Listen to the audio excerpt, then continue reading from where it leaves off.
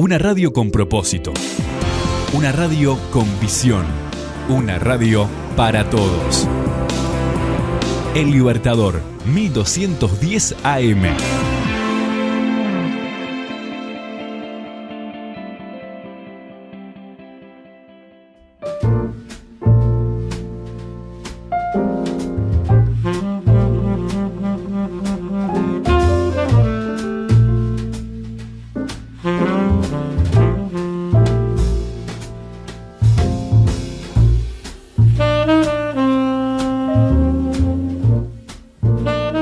Continuamos en punto de partida aquí por la 1210 AM Radio El Libertador. Para todo 33 Vergara, por supuesto, que es parte de 33. Bueno, algunos van a decir que no, otros que sí.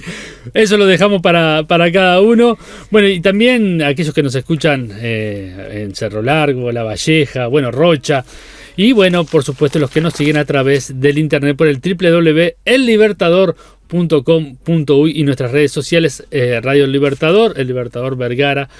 Nos pueden buscar en Facebook, Twitter o también en YouTube, donde colgamos todas las columnas. Hoy seguimos hablando de narcisismo y para eso estamos con Jenny Kerikian. ¿Cómo estás, Jenny? ¿Cómo andás, Carlos? Muy bien, seguimos con este tema.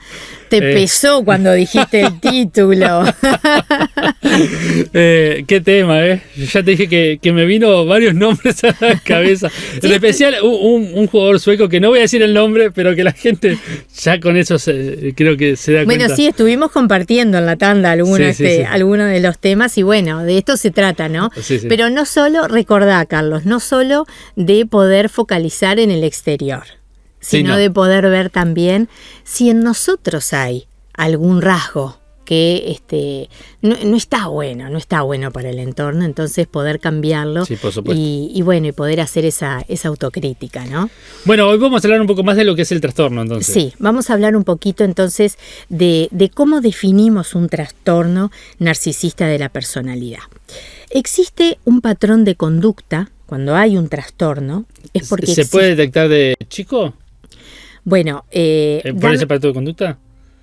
Dame un minutito y te contesto, porque estamos hablando justamente de un trastorno narcisista de la personalidad, que tiene un pico no en una edad tan de pequeño, sino que tiene un pico en una edad adulta temprana. Pero vamos a hablar un poquito de eso. Cuando hay un trastorno, existe un patrón de conducta a largo plazo anormal, ¿sí? Caracterizado por exagerados sentimientos de autoestima, excesiva necesidad de admiración y falta de comprensión en los sentimientos de los demás. Cuando hablamos entonces de una persona que no es que tiene rasgos de la personalidad narcisista, sino que configuró un trastorno, que son dos cosas distintas, así como dijimos en el programa anterior, tiene que ser entonces una conducta, un patrón de conducta, o sea, algo que se da en forma sistemática, que se da sostenido en el tiempo, un patrón de conducta a largo plazo anormal, que vos te das cuenta que te hace ruido, que no está dentro de los parámetros del péndulo de la salud, caracterizado por exagerados sentimientos de autoestima, excesiva necesidad de admiración y falta de comprensión de los sentimientos de los demás. ¿Cuándo entonces se configura un trastorno narcisista de la personalidad? La normalidad es cuando, dijimos anteriormente, la normalidad es cuando nosotros tenemos y nos caracterizamos por tener un poquito de todo. Cuando configuramos un trastorno, entonces, esto se vuelve una patología cuando hay una disfuncionalidad en el área familiar, en el área laboral, en el área académica, en el área sentimental, es decir, en todas las áreas de la vida. Es ahí entonces cuando podemos hablar de que se puede como que diagnosticar como un trastorno de la personalidad narcisista. Lo que hacemos muchas veces en clínica, los psicólogos, es poder evaluar. Y bueno, y esto, por ejemplo, ¿no? En otras áreas. ¿Y esto que te está molestando? ¿Te molesta solo cuando estás en tu casa? o te molesta solo cuando estás en tu trabajo, y el paciente muchas veces dice, no, mira, me pasa en mi casa, me pasa con mis amigos, me pasa en el trabajo, me pasa en todos lados. Bueno, entonces eso es algo que está molestando en todas las áreas. Claro. Cuando hablamos de un trastorno, hablamos de lo mismo, que atraviesa todas las áreas entonces de la persona. La personalidad se expresa en un estilo propio y en patrones específicos de pensamiento, de sentimiento y de acción. Son inflexibles y hay problemas por conducta, por mala adaptación, en todas las áreas también. Cuando hablamos de alguien que tiene un trastorno es porque no se puede adaptar. No se puede adaptar en lo que tiene que ver con lo social, en lo que tiene que ver con lo intelectual, en lo que tiene que ver con la interacción. El trastorno de la personalidad es un patrón permanente de la experiencia interna y comportamiento que se aleja de la cultura a la que se pertenece y se presenta por lo menos en 2 áreas de estas 3 que voy a nombrar: la cognición, la afectividad y el control de impulsos con los demás. Significa que una persona, esto que parece tan teórico y que está tan ahí, tan arriba, vamos a bajarlo un poquito. Una persona que se aleja entonces en lo que tiene que ver con el comportamiento, en lo que tiene que ver con su experiencia interna, de lo que es la cultura de su entorno, de su lugar, entonces ahí estamos hablando de un trastorno. Y afecta por lo menos 2 de estas áreas, lo que tiene que ver con la cognición, con el pensamiento, la afectividad, esto de poder relacionarse con los demás, y lo que tiene que ver con el control de impulsos. Bueno, yo hago algo, dije algo, ¿no? Con lo que es la conducta entonces. Entonces, sí, existe esto, si nosotros vemos que hay una persona que no se está adecuando, ¿viste? Cuando vos decís, pero no logra incorporarse, bueno, ahí estamos hablando de que algo entonces está pasando. Cuando hablamos específicamente del trastorno narcisista de la personalidad, aparece en la edad adulta temprana. Y esto de que aparece no es que de la noche a la mañana aparece, mirá, no, antes era de una manera y ahora es de otra. No, cuando hablamos de esto es como que es un caldo de cultivo, ¿no? Que se va formando y que su máxima expresión, por llamarlo de alguna manera, es en la edad adulta temprana. Esta era una de las preguntas que vos me hacías, ¿no? Puede que lo podamos diagnosticar de antes. No digo que no, y entiendo de que un profesional psiquiátrico en la materia podría ser más específico en este tema. Pero este trastorno narcisista de la personalidad suele aparecer o por lo menos mostrarse, ¿no? En la edad adulta temprana. Estas personas son frágiles en su autoestima y propensos a la depresión, justamente por esto, por lo que hablábamos en el programa anterior. Hay que mantener todo el tiempo una fachada, y estar como que delante de las cámaras todo el tiempo. No es fácil. Entonces, son frágiles. En realidad, ellos están mostrando algo que no son. Entonces, tienen una autoestima tan baja, tan debilitada, que lo que hacen entonces es mostrarse de otra manera. Y esto, sostenido en el tiempo, puede ser entonces un canal para que puedan caer en depresión.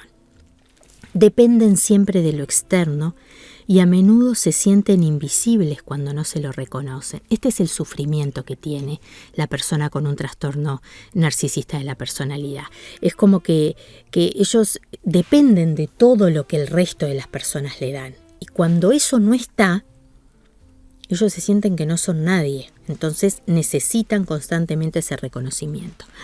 Viven la desilusión como algo dramático. Vos en el primer programa me preguntabas algo acerca de la frustración. Sí. Viven la desilusión como algo dramático. O sea, cuando se frustran, es lo peor que les pudo haber pasado. Porque ellos todo el tiempo necesitan ser exitosos. Entonces, claro, ¿cómo va a frustrarse una persona exitosa? Sus expectativas están tan infladas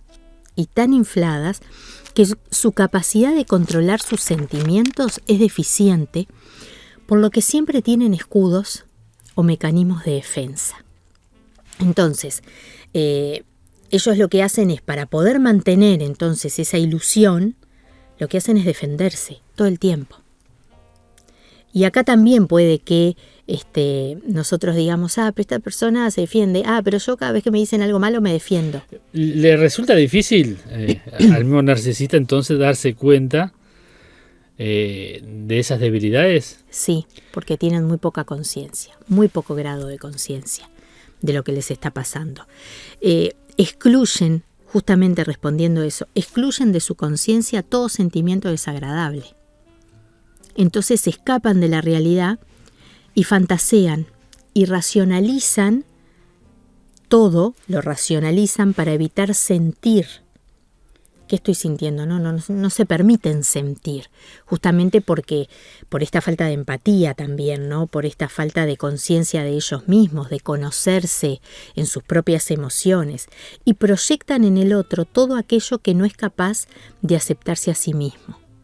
Por eso es que hablábamos de los escudos, por eso hablábamos de los mecanismos de defensa, que si bien todos tenemos mecanismos de defensa y es lo que nos ayuda a sobrevivir, lo que nos ayuda a estar con el entorno y a poder defendernos, esto en extremo, y cuando nosotros usamos solamente un tipo de mecanismo para sobrevivir, es lo que configura lo patológico. Si yo siempre actúo de esta manera, cuando estoy alegre, cuando estoy triste, cuando estoy enojado, cuando estoy frustrado, hay algo que no está bien, porque mi accionar debería ser entonces distinto. Todo esto que les pasa es para evitar enfrentar los sentimientos de angustia y la crisis de identidad que tienen. Esta persona sufre. Claro.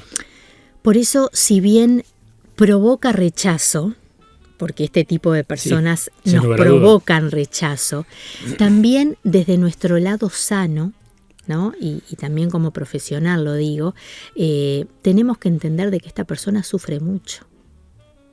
Sufre mucho porque no puede, o sea, todo lo que hace, lo hace para poder estar bien. ¿Por qué? Porque no puede estar bien por sí mismo. Entonces necesita de todo lo demás. Si hablamos un poco del tratamiento terapéutico para este tipo de personas, porque quizás quienes nos escuchen digan, bueno, ¿y cómo se hace para ayudar a este tipo de personas que tal vez yo tengo a alguien en mi familia o alguien en mi entorno laboral o un amigo muy querido que está sufriendo de esto? Cuando se configura el trastorno narcisista de la personalidad, es necesario que haya una ayuda médica. No solamente desde el punto de vista psicológico, sino una ayuda médica también desde el punto de vista psiquiátrico. Por eso la asistencia en lo que tiene que ver con la medicina tiene que estar presente. Si bien es difícil que tomen conciencia de su estado, hay que trabajar en esto para que lo puedan hacer. Sí. Y el tratamiento depende de la persona. O sea, si la persona no accede a esto, es muy difícil confrontarlo, ¿no? Y es muy difícil que lo sostenga también en el tiempo. Tiene que haber realmente un reconocimiento y decir, bueno, yo estoy teniendo un problema. Y como esto hay que tomarlo, no como algo imposible de solucionar, sino como algo que se puede tratar. Y la persona en este sentido tiene que acceder entonces a este tratamiento y tiene que ser abierto a este cambio también, ¿no?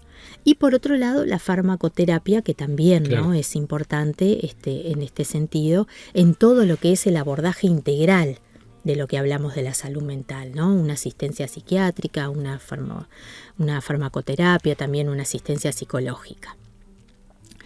Cuando hablamos de que estamos frente a este tipo de personas, si bien yo invito a la empatía, pero a la empatía desde ese lugar donde yo realmente puedo ayudar. Porque muchas veces nos creemos los superhéroes y decimos, pero yo lo voy a ayudar, la voy a ayudar y va a salir de esto. Pero a veces no somos las personas indicadas. No. Cuando no somos las personas indicadas y estamos frente a este tipo de personalidades con este trastorno, tenemos también que tener la capacidad suficiente para poder alejarnos de estas personas. Porque si no, nos van a hacer muchísimo daño. Entonces, o estamos desde ese lugar que podemos ayudar, o si no, tomamos un poquito de distancia y buscamos ayuda. Porque muchas veces la ayuda no proviene de nosotros mismos, claro, sino de un otro que tenga la capacidad de ayudar. Entonces, en esto de cuidar mutuamente a todas las partes, si vos no tenés la capacidad de ayudar a esta persona, de hacerle tomar conciencia, bueno, entonces da un pasito para atrás y trata de buscar otro tipo de ayuda para cuidarte vos y para que la ayuda para esa persona pueda ser entonces efectiva. Yo espero que esto haya ayudado entonces a que podamos tener un poquito más de conocimiento en cuanto a lo que tiene que ver con los trastornos en sí, que hablamos de lo que es un trastorno y cómo se configura, y de lo que tiene que ver entonces específicamente con los trastornos narcisistas de la personalidad. ¿Y suelen tener, por ejemplo, casarse y tener hijos? Sí, y eso? Sí. O sea, porque al ser tan digamos, endiosados. Sí. Tal vez encuentren a otra persona endiosada también. Bueno. O manipulable. Totalmente. Por eso es que en esta última reflexión, el hecho de alejarse, ¿no? Cuando nosotros somos conscientes de que estamos frente a una persona así. Claro. Hay veces que es más fácil porque no tenemos un alto grado de compromiso con esa persona. Hay veces que es más difícil porque ya está comprometida otra situación de vida. Pero cuando nosotros detectamos este tipo de situaciones y de personalidades, mantengamos nuestra distancia, porque realmente hieren mucho a quienes tienen a su alrededor. Con esto no estoy queriendo decir de que la persona que sufre el trastorno no sufra también, por eso es que hay que mirarlo en forma integral. No es que nos alejamos y lo dejamos solo. Tal vez nos tengamos que alejar, pero tratar de que encuentre la ayuda por otro lado. Muy bien. Bueno, gracias Jenny por este espacio. Bueno, nos reencontramos en las próximas columnas y un placer charlar contigo. Como siempre, un placer para mí, nos estamos viendo.